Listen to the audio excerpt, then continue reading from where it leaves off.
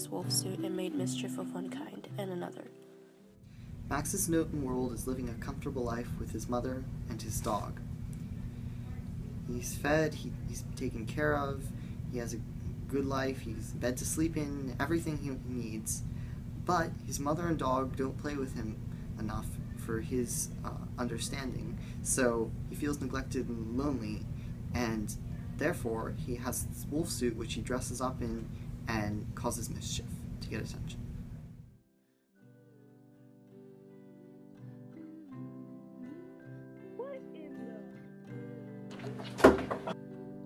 Wild thing! I'll eat you up. Take that stupid mask off. So he was sent to bed without eating anything. Max's call to adventure is exemplified by the line, "I'll eat you up." This line shows how Max is unhappy with his current world because nobody's paying attention to him. They're just kind of punishing him for messing around with things because he's like bored, essentially. After this, Max is sent to his bed without food, and his adventure continues as he tries to become more happy with his life.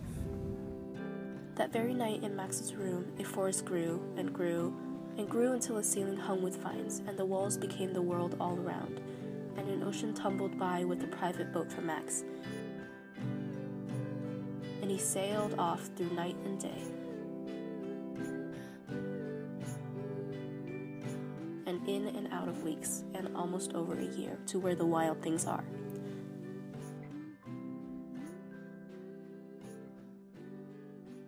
Max's threshold guardian is his boat journey. The boat journey is his threshold guardian because it separates him in many ways from his known world. Physically, he's far away from it. He's like having to go across the sea, and that's hard to get back from. Mentally, he's really embarked on this journey, and he's starting to encounter some monsters and some minor challenges before he gets to his challenges. For example, on the boat ride, he sees like a sea dragon who tries to stop him, and that's the threshold guardian. So this is really the point where Max can't turn back. He can't sail back until he's figured out things about him and learned how to become a better and happier person, or he's failed. And when he came to the place where the wild things are, they roared with their terrible roars, and gnashed their terrible teeth, and rolled their terrible eyes, and showed their terrible claws, until Max said, "Be still," and tamed them with the magic trick of staring into all their yellow eyes without blinking once, and they were frightened, and called him The most wild thing of all. and made him king of all wild things.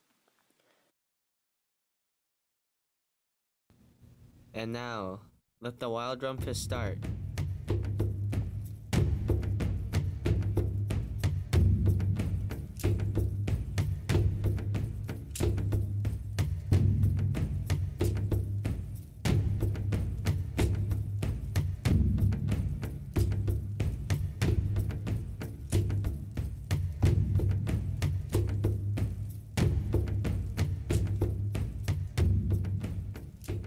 Now stop.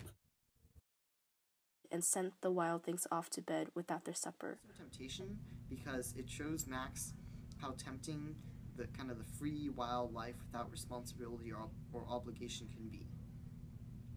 Max's challenges and temptations end when he decides to put the monsters to sleep without their supper.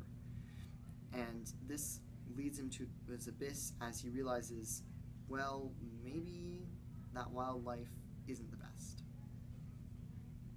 Max's abyss begins when he puts the monsters to sleep. As he sits there contemplating his life up until now, he realizes that he's still unhappy despite being the king of the wild things.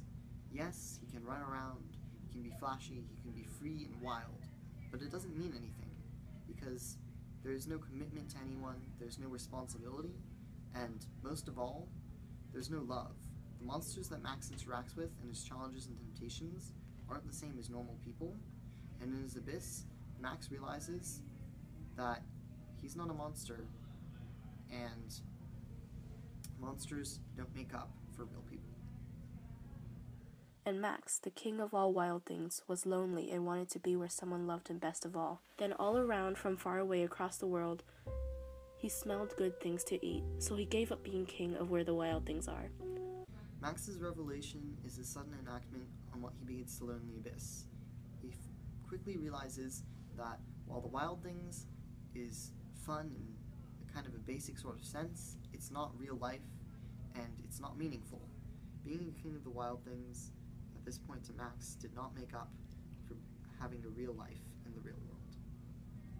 So Max decides to leave the island. That is Max's revelation.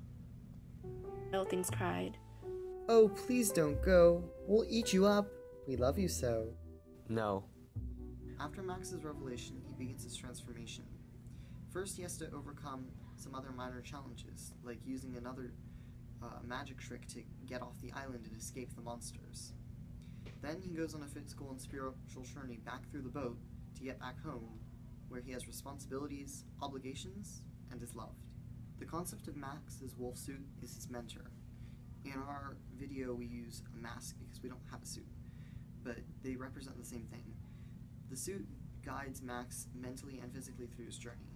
Physically, it makes him more like a monster, more look like one, and mentally, it guides his train of thought to make him more wild. The suit is also important because when you look in the book, when he's becoming more monstrous, the suit appears to be more as part of him than when he is just normal Max or unhappy with being a monster. So the suit is definitely his mentor. It guides him through his quest. The Wild Things roared their terrible roars and gnashed their terrible teeth and rolled their terrible eyes and showed their terrible claws until Max stepped into his private boat and waved goodbye and sailed back over a year and in and out of weeks and through a day and into the night of his very own room.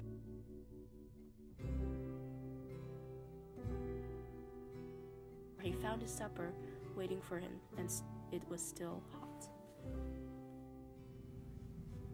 By the time Max reaches home, he has begun his phase of atonement.